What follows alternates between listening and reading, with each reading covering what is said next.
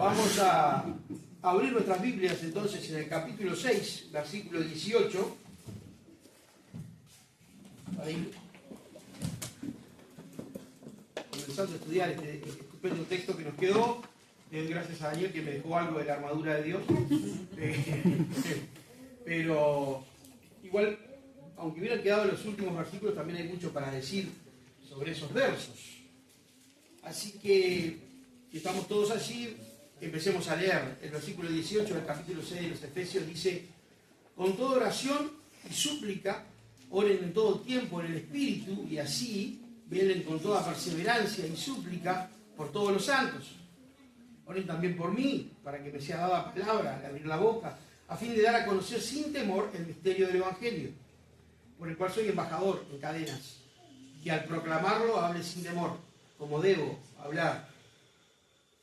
Es impresionante en esta epístola de los Efesios que concluimos de estudiar hoy en Rosario, una epístola que irrevocablemente muestra la soberanía de Dios en la salvación del hombre de manera clara, sencilla e irrefutable. Entonces, con esto en vista, ahora lo último que el apóstol quiere es que nosotros estemos preparados para la batalla espiritual que sí o sí vendrá sobre nosotros. Y de los versículos 10 al 20, nota la dotación armamentística, el arsenal que tenemos. Del 10 al 13 habla del poder de Dios. Pero que ya ha sido explicado por Daniel, no lo vamos a volver a hacer, simplemente es un repaso para contextualizar. Y del 14 al 17 habla del deber de permanecer firmes. Y del 18 al 20 está la lanza del Espíritu. Nada de esto puede hacerse sin oración. No vas a permanecer firme, ni te vas a poner ni el cinto, ni la coraza, ni el escudo, ni la espada, si no hay oración. No cualquier oración, sino esta oración. Cuando le preguntaban a Martín Lutero cómo hacía para hacer esas homilías que hacía él de hora y media, hora 45, era largo el hombre, y cómo hacía para estudiar tanto tema y encadenarlo de manera correcta, sin desviarse, él siempre repetía algo que ha llegado a ser, para la generación del seminario mía, un lema: haber bien orado en más de la mitad de lo estudiado. Siempre eso es así. Él decía: si no orás, no hay poder; si no hay poder, no explicas bien, porque o es técnico, o es frío, o es seco, no es espiritual. Porque este es un asunto espiritual. Y esta es como decir, la oración es como la lanza. El apóstol no usa la metáfora militar, pero está claro que todo lo que antecede del 10 al 17 se apoya en estos versículos del 18 al 20. Porque sin el poder del Espíritu, es más, sin la intercesión del Espíritu que transforma nuestras oraciones torpes a veces en oraciones eficaces, no hay poder. El apóstol nos pide que oremos en todo tiempo, o sea, en cualquier circunstancia y por cualquier asunto. En toda circunstancia, por los hermanos y por el ministerio. Lo hace varias veces en el Nuevo Testamento. Solamente vamos a ver un ejemplo en Colosenses, unas páginas más para adelante, capítulo 4. Colosenses 4, versículo 2 y 4 dice: perseveren en toda oración, velando en ella con acción de gracias. Perseveren y velando son dos verbos que se acumulan y engrandecen la acción. No solo estén todo el tiempo orando, todos los días orando, en cada circunstancia orando, sino que velen en ella. O sea, ocúpense de la oración con cuidado. No descuiden la oración, porque sin la oración no hay poder espiritual. Porque el Espíritu nos ayuda con las dos armas que tenemos ofensivas: la espada del Espíritu y la lanza, si quieren verlo para agregar una metáfora no inspirada, de la oración. Igual podemos hacer que mi mano se va a sostener firme en la empuñadura de la espada si yo estoy orando. Si no, mi mano no puede retener la espada, no puede sostenerla, porque esto es espiritual, y lo que es espiritual ha de discernirse espiritualmente. La oración nos acerca a Dios. Si notamos la descripción de la armadura, nosotros vemos que todas son defensivas excepto la espada. Y la espada está sostenida por la oración. La escritura debe ser nuestro continuo alimento y la oración nuestro continuo diálogo. Porque ciertamente que a medida que nos acerquemos, encontraremos allí no solo de las necesidades de nuestro corazón y respuestas para nuestra vida, sino que encontraremos también, si contemplamos con cuidado a nuestros hermanos, las necesidades de nuestros hermanos y sus deseos. Tenemos que sostener a nuestros hermanos y tenemos que sostener nuestra vida y tenemos que sostener nuestra familia en oración. Y por lo tanto, esta es otro aspecto de la armadura. No está la oración como tema separado. Si ustedes ven, cuando vamos al versículo 17, dice: tomen también el casco de la salvación y la espada del Espíritu, que es la palabra de Dios. Punto. Punto en la versión española. Y depende, porque hay versiones que ponen un punto y coma. Es continuado el pensamiento. O sea, mientras tomamos el calco de la salvación y tomamos la espada del Espíritu, debemos hacerlo con toda oración, porque en el original es corrido y súplica, en todo tiempo, en el Espíritu. Otra cosa a notar es la cadencia. El apóstol nos indica que nosotros oremos en todo tiempo. ¿Vamos a estar todo el día orando? Podemos estar todo el día en contacto. Yo mantengo en mi diario vivir un abundante contacto con mi esposa. Solo tengo que tener un teléfono y WhatsApp instalado. Y si no, los mensajes. Entonces todo el tiempo estamos hablando. Aunque yo estoy casi 12 horas fuera de mi casa todos los días, en realidad en contacto estamos todo el tiempo. No es lo mismo, pero es bastante cercano. ¿Con Dios? ¿Cómo es? Ustedes sabrán. Con toda perseverancia por los santos. ¿Por qué hay que orar por el Espíritu? Porque orar, queridos, es adorar. Orar es reconocer la majestad del que nosotros no tenemos. Es reconocer la capacidad que Él tiene para darnos lo que nosotros no podemos obtener por nosotros mismos. Es reposar en Él. Es reconocer que somos seres dependientes, no independientes. Y que en nada estamos capacitados para sostener nuestra vida aparte de Él. Su buena voluntad y su providencia para con la humanidad general permite que el hombre camine y muchas veces se ensoberbezca o se enorgullezca de manera inadecuada, pensando que es su propio esfuerzo o su propia voluntad la que sostiene su vida. Pero en realidad no lo es. Porque ¿quién de nosotros podría vivir apenas un minuto fuera de la voluntad de Dios si Dios no lo quisiera? Ni un segundo. No podemos sostener nuestra vida. ¿Quién puede controlar las células dentro de su propio cuerpo para que éstas no se transformen en cancerosas? ¿Quién puede evitar que se tape una arteria de grasa y nos dé un infarto? ¿Quién puede evitar que ese auto que viene rápido no se le fallen los frenos y me golpee? Nadie puede evitar. Dios puede evitar. Dios puede evitar. Entonces es necesario que nosotros estemos perseverando. Pero los que hacen la obra de Dios también necesitan de nuestras oraciones. Porque ellos están en la avanzada y nosotros en la retaguardia. Pero cada vez que se enfrenta, aún en las batallas modernas, cuando hay una línea de frente que combate, la línea de atrás no está durmiendo ni paseando por Instagram. Está proveyendo para que esa gente que está combatiendo tenga lo que necesita, porque las balas se acaban, las armas fallan, voy corriendo a protegerme, piso un tobillo y me recalco. O sea, tiene que haber médicos, medicinas, armas, logística. Nosotros a veces somos llamados a hacer la logística de los que están en primera línea.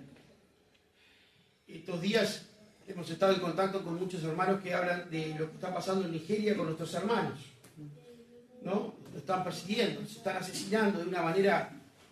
Nosotros tenemos que estar unidos en oración a ellos. Su sufrimiento debería ser nuestro sufrimiento. Su dolor tendría que ser nuestro dolor. Y deberíamos considerar la bondad de Dios que estamos en un país que es hostil al Evangelio. No tanto. Eso es hostil al Evangelio. Cuesta la vida ser cristiano allí. Sin embargo, ellos perseveran verdaderamente bajo fuego. Y nuestras oraciones, y nuestros deseos, y nuestros pensamientos, y nuestras ofrendas deberían estar con ellos. Porque ellos están en primera línea y están muriendo por Cristo. No dejados del lado de Cristo, no desamparados por Cristo, pero el Señor les ha concedido sufrir en primera línea. Nosotros somos la retaguardia, no para abrir el Instagram, para servirlos a esos que están en primera línea. Juan, el Evangelio según Juan, capítulo 4, versículo 23. Para revisar un poco más el aspecto de que la oración es adoración. 4, 23 y 24. Dice: pero la hora viene y ahora es cuando los verdaderos adoradores adorarán al Padre en espíritu y en verdad. Porque ciertamente a tales el Padre busca que lo adoren. Dios es espíritu y los que lo adoran deben adorarlo en espíritu y en verdad. El espíritu es la conexión que yo tengo con Dios mediante la oración y la intercesión del Espíritu Santo. La verdad de la Escritura. Esa es la forma de adorar. Tan importante como leer la Escritura, tan necesario e imprescindible como leer la Escritura, es practicar una vida de adoración continua. Hay muchas recetas para orar. Yo no soy particularmente afecto a ninguna. Oren como ustedes entiendan. Es una relación personal. Oren cuando ustedes entiendan. Caminando por el parque, yendo a trabajar. Como quieran. Como les parezca. Es una relación que ustedes deben establecer. Pero es una relación que es imprescindible mantener. La oración es imprescindible. Para tomar una decisión, oren. No van a tomar ninguna, oren. Oren. Porque la sabiduría de Dios está a disposición del que la pide. Y es abundante para todos nosotros. El Espíritu es la oración. Y escuchen, no en vano, adoración y oración están compuestos de los mismos vocablos. La adoración es la oración de reverencia a alguien. ¿No? Es ad, ese vocativo, ad, le implica reverencia. Y oración simplemente hablar. Cuando tú hablas con referencia, ¿con quién? Con alguien superior a ti. Y en este caso con el que nos puede conceder lo que pedimos. Porque cuando oramos, adoramos. Y cuando adoramos, a veces no lo hacemos eficazmente, a veces la circunstancia no nos permite, y a veces, hay que reconocer, no sabemos cómo orar. ¿Qué oraremos por los de Nigeria? Que tengan más refugio, que se multipliquen más rápido, que los dejen de matar, que se puedan mudar de país. No sabemos. Son muchas las circunstancias. Podemos orar por ellos poniéndolos en la mano de Dios y pidiendo que Él los proteja y que consume su voluntad en cada uno de ellos. Y el Espíritu transforma esa oración en algo eficaz y en algo que glorifica a Dios y en algo que efectivamente ayuda a los que están en el fuego. Nosotros creemos que una oración hecha en Rosario o en Nueva Albesia o en Esilda puede ayudar a alguien que está en Nigeria. Si creemos, vamos a orar. Y si no, no vamos a hacerlo. Romanos capítulo 8, versículos 26 y 27. De la misma manera, también el Espíritu nos ayuda a salir en nuestra debilidad. No sabemos cómo orar como debiéramos, pero el Espíritu mismo intercede por nosotros con gemidos indecibles. Los gemidos indecibles quiere decir que esos gemidos no son producidos por el sonido de nuestra boca. Es la comunicación de la tercera persona de la Trinidad intercediendo ante la primera, ayudando en nuestra ignorancia, completando nuestro pedido. Y aquel que escudriña los corazones sabe cuál es el sentir del Espíritu. El Espíritu Santo es el ayo, el maestro, el que nos muestra la Escritura, el que nos revela a Cristo y el que intercede por nosotros. Él conoce la intención de nuestro corazón y aunque nosotros no lo hagamos muy bien, Él lo transforma en una petición aceptable ante Dios. Y Dios dice, mira la intención del Espíritu y responde. Y ese es el poder de la oración. Porque Santiago dice que la oración ferviente del justo tiene ¿qué? Mucho poder. No está el poder en el justo, el poder está en el Espíritu que intercede y en el Padre que responde. Así que si nos vamos a poner la armadura de Dios, revistámonos de oración.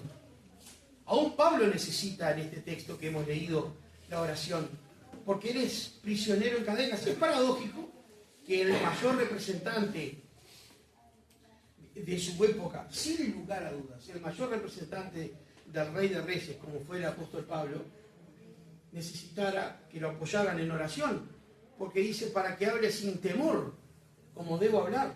Claro, él era el representante del Rey de Reyes, pero estaba en cadenas, preso, siendo tratado como un cualquiera.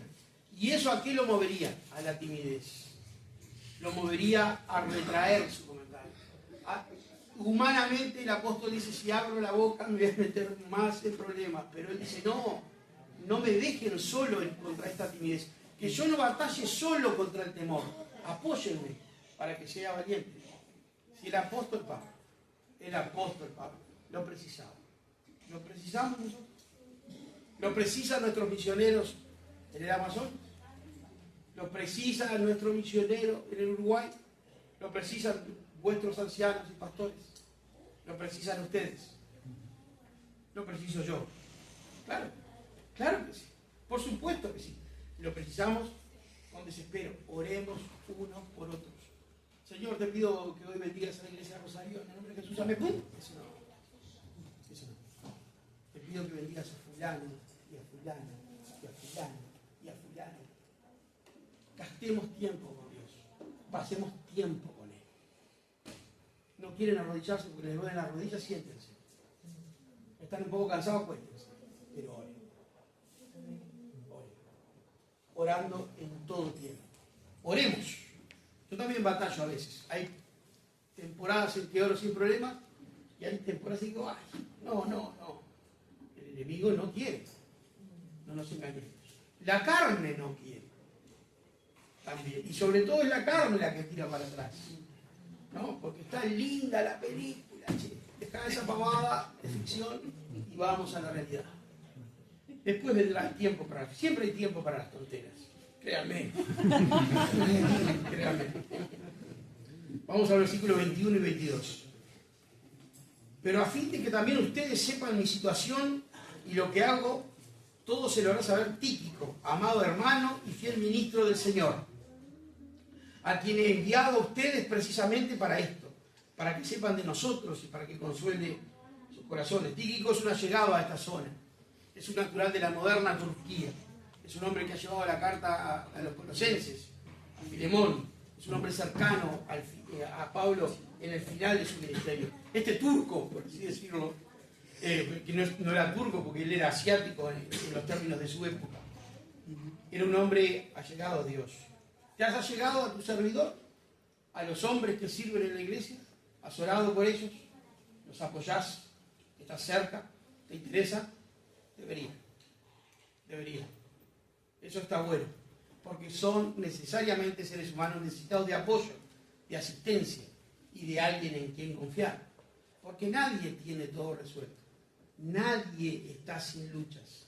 Nadie es suficientemente fuerte como para no tener debilidades. Todos nos necesitamos. Por esto es un cuerpo. Por eso el que no es ojo es dedo gordo del pie, pero prueben a caminar sin el dedo gordo del pie. No se puede, se pierde el equilibrio, por eso es tan complicado para la gente que tiene diabetes. Entonces, todos somos necesarios. No importa si nos sentamos al fondo o en el frente, no importa si pasan detrás del ambón o no pasan, no importa si cantan lindo o no cantan. Lo importante es que nos pertenecemos unos a otros y tenemos que tener vidas involucradas unos con otros. Es necesario saber de los otros y de la vida, no para chusmetear, para interesarse. No podemos saber de la vida de todos, pero podemos saber de la vida de algunos. Estar cerca, orar, ser cercano. La iglesia es una comunidad. La comunidad que se ama, ora una por otra. Versículos 23 y 24. No se quejen de que es breve hoy. Paz a los hermanos y amor con fe, de parte de Dios el Padre y del Señor Jesucristo. La gracia sea con todos ustedes, los que aman a nuestro Señor Jesucristo con amor incorruptible. Pasan los años y nunca deja de asombrarme la impresionante estructura del libro de los Efesios o de la Escritura en general. Y esta se la debo a ustedes y a esta invitación. Porque estaba yo mirando con detenimiento los versículos, tratando de ser preciso, pero que no durara 5 minutos. Pero a mí no me gusta agregar relleno ni repetirme. Entonces dije, ¿y qué puede decir en este saludo? Y luego lo noté anoche. Dice, paz a los hermanos y amor con fe de parte de Dios el Padre y del Señor Jesucristo. Eso es un resumen del contenido de la carta. Es increíble. Realmente yo hasta ayer no lo sabía. Pero lo miré de nuevo, dije, pero está resumiendo el contenido en una frase.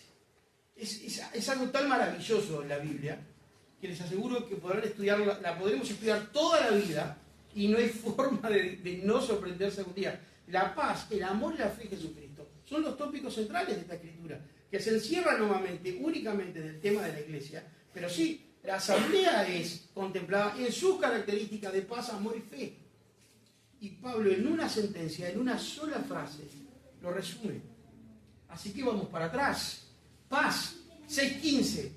¿Dónde habla de la paz? Para ver de qué nos está hablando cuando él dice paz sea a los hermanos. ¿De qué habla? ¿De que no tengamos problemas? ¿De que estemos contentos? ¿De que nos vaya bien? ¿De que seamos tranquilitos? ¿De qué está hablando paz? 6.15 dice, de este mismo capítulo, calzados los pies con la preparación para anunciar el Evangelio de la paz. La paz se relaciona con el Evangelio. No es la paz personal, la ausencia de conflicto, sino la paz de Dios con el hombre y su anuncio. Pero si volvemos para atrás, en el capítulo 1, versículo 2, también nos habla de la paz. Y solamente, para no ser extenso, saqué algunos versículos. Podría haber sacado más. Versículo 1-2. Gracia y paz de ustedes de parte de Dios nuestro Padre y del Señor Jesucristo. Cierra la epístola como la comienza. Esa paz está relacionada con la gracia que salva. Esa paz está relacionada con la acción de Jesucristo que pacificó la ira de Dios para abrirnos a una nueva etapa de paz. Como ven, la paz siempre se está relacionando entre Dios y los hombres. Paz.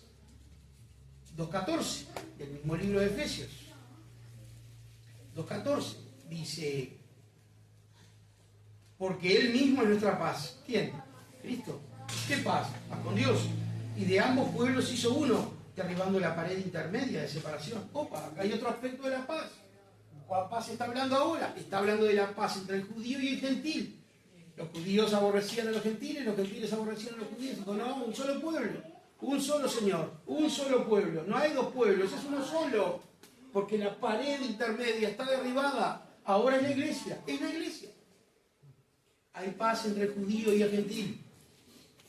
15 de este mismo capítulo. Poniendo fin a la enemistad en su carne, la ley de los mandamientos expresados en ordenanzas, para crear en el mismo de los dos un nuevo hombre, estableciendo la paz. ¿De qué hombres creó uno nuevo? Del antiguo judío y del antiguo gentil. Creó uno nuevo. Lo que en Corintios este mismo Pablo llama la nueva criatura, la nueva creación.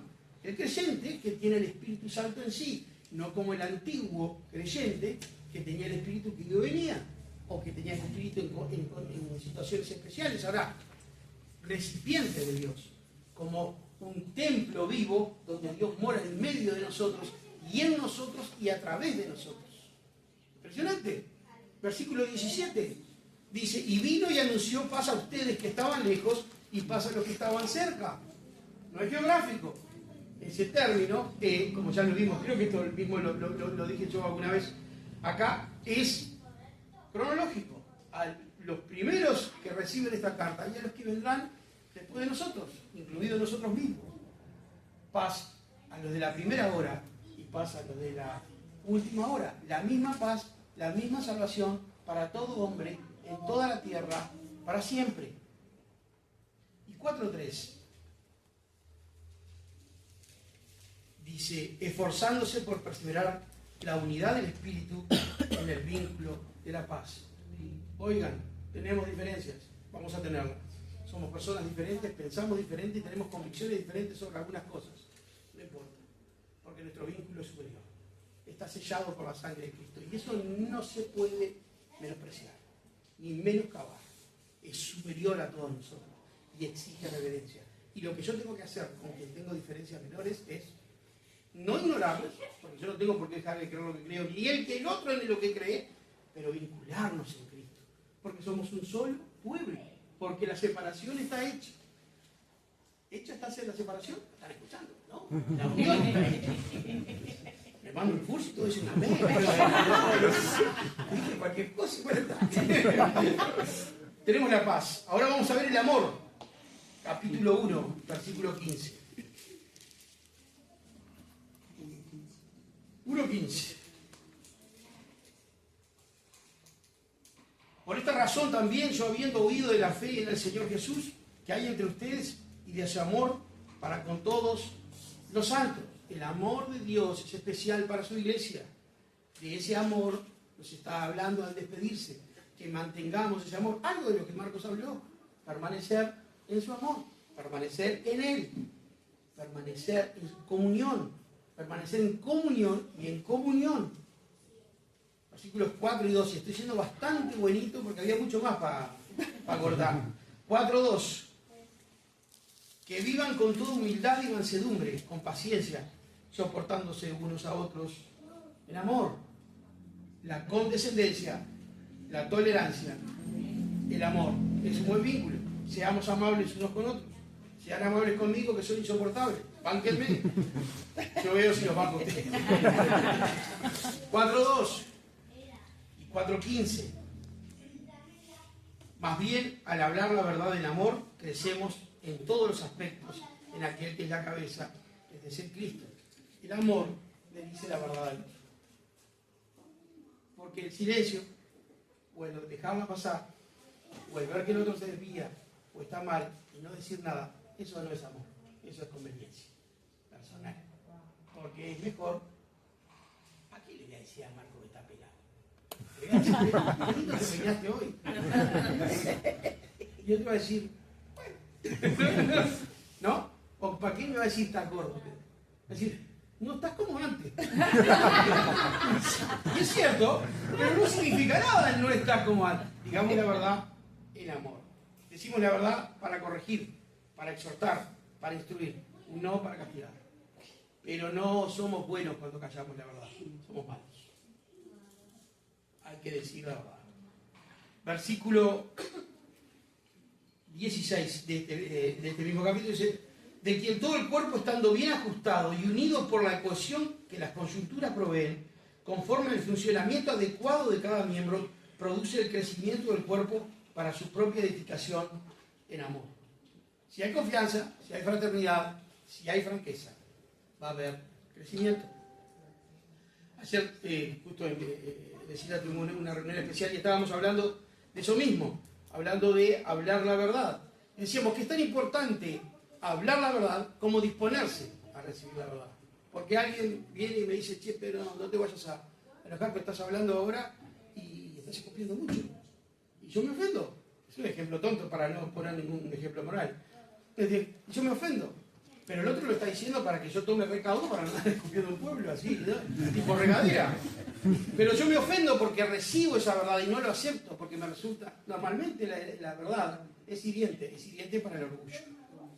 Y yo tengo que reconocer que el orgullo no está bueno. Que lo que el otro dice puede ser cierto. Y no lo está haciendo, si lo hace apropiadamente, para herir, sino para corregir, para prevenir. Así que tan importante como disponerse a decir la verdad en amor es recibir la verdad en amor. Este me odia, mirá cómo va a decir que soy un escupidor serial. Y de repente lo somos. Y de repente lo somos. ¿No? Eso es... No, yo digo que o sea, es un ejemplito para no usar ejemplos morales que pueden ser más espinosos. Versículos 5 al 25. Maridos, amen a sus mujeres, así como Cristo amó a la iglesia y se dio a sí mismo por ella. Opa, nos tocó. Y dice que el deber del esposo, el deber es amar a su esposa. No es una opción, no es yo la quería, pero ahora no es la misma que antes, vos tampoco sos. Se ha ido agriando nuestros maridos, amad a vuestras esposas. Bueno, yo que sé, viste que el sentimiento hoy viene como Cristo amó a la iglesia. Allá la vara, allá arriba, allá. Así que yo tengo que mirar a Lila y amarla como Cristo amó a la iglesia en la medida de mis posibilidades. No es una opción, es una orden. Esto no es un consejo, es una orden. Y es una orden porque sabe que los varones somos tendientes a ser desleales en algún momento. Después va a decir, mujeres están sujetas a sus esposos, porque el Espíritu sabe qué pasa con las mujeres. Así que tranquilas. Pero el asunto es que nosotros tenemos que amar a nuestra esposa y sacrificarnos por ella. No alcanza el sueldo, no le pidas a ella que trabaje más, trabaja vos más. busca la vuelta. Hay que ajustarse, no le pidas a ella que se ajuste, ajustate vos. Vos tenés que dar tu vida por tu esposa y extensión a tus hijos. Pero nosotros somos servidores de nuestras esposas. Suena raro, porque también somos los líderes. Pero Cristo dijo que el mayor de todos nosotros es el servidor. Y que Él, siendo el rey, estaba entre nosotros como el que sirve. Así que bien, si las cosas no marchan bien, no te pelees con tu señora. Hacé lo que tengas que hacer para que marchen bien. Y toma el sacrificio que debas tomar para que marchen bien. No descanses en ella, porque el matrimonio cristiano no es una cooperativa. El matrimonio cristiano tiene sus reglas y el hombre debe proveer, proteger y asistir. Y punto final, porque lo dice el Espíritu Santo. Entonces, maridos, amemos a nuestras esposas. Es algo que me digo a mí mismo, es algo con que todos los varones luchamos. Pero vamos a seguir porque ellas ya están muy anchas de espalda. Y dice, así deben también, en el versículo 28, amar sus maridos a sus mujeres como a sus propios cuerpos. Escuchen, el que ama a su mujer, a sí mismo se ama. Es sabio esto. Si cuidamos la casa, si cuidamos a nuestra compañera, la compañera de nuestra juventud, si cuidamos a la que es la madre de nuestros hijos, nos estamos cuidando a nosotros mismos. Es sabio. Versículo 33. En todo caso, cada uno de ustedes ame también a su mujer como a sí mismo, y que la mujer respete a su marido. Un marido que provee, un marido que trabaja, un marido que sacrifica, tiene que ser respetado. Ahí está la espinita. Ellas estaban pensando que todo venía bien, pero también hay responsabilidades. Hay un grande privilegio, pero hay también una responsabilidad. Así que vos no sabés nada, siempre te equivocás en lo mismo, y mucho menos en no servir para nada, no camina. No es una comunicación sana entre santos. La comunicación sana entre santos se da entre gente que conoce sus roles y los cumple. ¿Hay roles? Sí los hay. ¿Hay que cumplirlos? Sí. Sí hay que cumplirlos. Así que de eso hablamos en la epístola de los Efesios cuando hablamos del amor. Y la fe. Capítulo 6, versículo 16. Dice, sobre todo tomen el escudo de la fe, con el que podrán apagar todos los dardos encendidos del maligno. Las circunstancias nos ponen en situaciones difíciles. No tenemos respuesta para todo, no todos somos académicos y andamos ahí con todas las respuestas a los nuevos desafíos del mundo. Pero podemos tener una fe, una pistis griega, una confianza inalterable en que Dios sabe lo que hace. Y sea de moda o no de moda lo que nos sugiere, nosotros hacemos lo que Él nos dice porque Él sabe lo que hace. Esa es la fe que nos recomienda Efesios. Y otra vez, capítulo 1, versículo 15. Varias veces lo hemos citado este capítulo. Dice, pero cuando Dios que me apartó desde el vientre de mi madre me llamó por su gracia, este no es el capítulo, este no es el, estoy hablando del próximo. Este no es. ¿Cómo? Sí. A ver, léelo. Por esta causa también yo, habiendo oído de vuestra fe en el Señor Jesús y de vuestro amor para con todos los santos. Yo estaba en Gálatas. Me cerraba porque volaba y bueno, estaría medio dormido anoche y cualquier cosa. Perfecto. Gracias Silvia que me rescató. Habiendo oído de la fe en el Señor Jesús que hay en ustedes. Vieron que la fe y el amor van juntos. La fe es confianza. Confianza en Dios. Versículo 2.8. Porque por gracia ustedes han sido salvados por medio de la fe. Y esto no procede de ustedes, sino que es un don de Dios. La fe es un don de Dios. Es el instrumento de salvación. No podemos avanzar en la fe. No podemos agradar sin fe. La fe es una disciplina a practicar. No es un sentimiento. Es una convicción creciente. La convicción creciente crece con la relación creciente. Y como cualquier otra relación, la fe y la confianza crecen con la creciente intimidad con Dios. Es redonda la epístola. Si no cumplimos el círculo, no alcanzamos los objetivos. La idea es cumplir el círculo. Pero la fe es el medio de relación con Dios. Es la declaración no escrita de que yo lo reverencio como Dios y no lo miro como un igual. es la negativa a declarar la independencia de Dios. Y es la afirmación clara de que yo también detesto aquello que pasó en el Edén cuando Eva y Adán quisieron ser independientes de Dios, sino que yo me sujeto como criatura a Dios y reconozco que Él es Dios y yo soy su criatura, que Él es el Rey y yo no lo soy, que soy un ser dependiente. Eso es la fe escrita en Efesios. Versículo 3, capítulo 12. Dice: en quien tenemos libertad y acceso a Dios con confianza. Fe, pistis, es el mismo término. Por medio de Él. Confianza. No sé lo que estás haciendo, Señor, pero creo que está bien. O confío que está bien. A veces no lo sabemos. A veces pasa. A veces la vida se desarma. Me ha pasado un par de veces. Nos ha pasado con Lila. La vida se desarma. Uno no entiende qué está pasando. Uno a veces repasa todo lo que ha hecho. Y dice, ¿por qué estos resultados? Nos pasó con nuestra hija, no entendíamos. Y si habremos llorado, si habremos orado, si habremos suplicado diciendo, ¿qué pasa? ¿Qué hicimos mal? Si nos habremos culpado. A veces lo que Dios hace no tiene sentido solo para nosotros. Llega el momento en que simplemente, si cumplís el círculo que Dios dice que hagas, la bendición viene. Y vos decís, qué increíble que es Dios. Es así que la que un día negaba, otro día dijo, me arrepiento, me quiero ver. No solo con los agentes que Dios usó, con los seres humanos que la apoyaron. Porque nosotros no podíamos apoyarla, pero otros sí la apoyaron. Y Dios simplemente la encaminó. Confianza en Dios, en sus procesos. No es fácil, hermano. A veces confiar no es fácil. Pero confiemos. Versículo 17 del capítulo 3. De manera que Cristo habite por la fe en sus corazones. También ruego que arraigados y cimentados en amor. Vieron que esa no se lo leí cuando le hablaba de amor. Por la fe Cristo habita en nuestros corazones. ¿Querés más de Cristo? Quiero más de Cristo. Hay una canción. Por más fe. Cristo habita por fe en nosotros. A mí lo dijo Marcos a primera hora. A mí fue útil ese consejo de primera hora. Confianza. Él vive en nosotros. En la medida que nosotros expandimos nuestro corazón y que abrimos esas habitaciones interiores que todos tenemos, que no queremos mostrar, porque tenemos toda la ropa tirada. Ahí está la bolsa de basura que no saqué.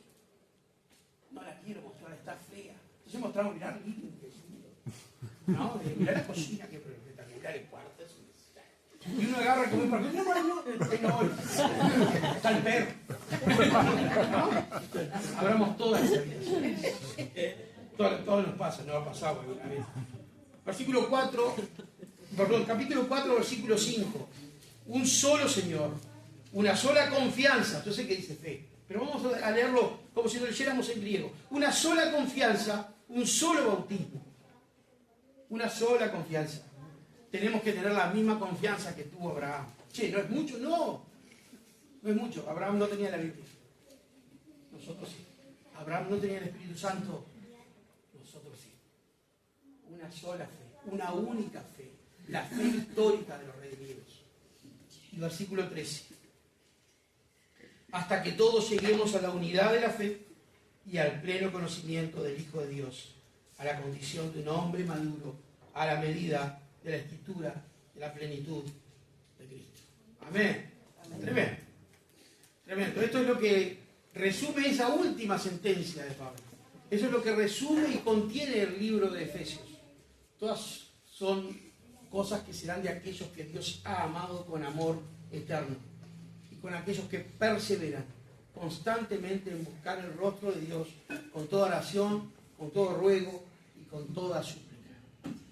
Es una gran tarea, es un gran privilegio. El Señor bendiga su palabra. Amén.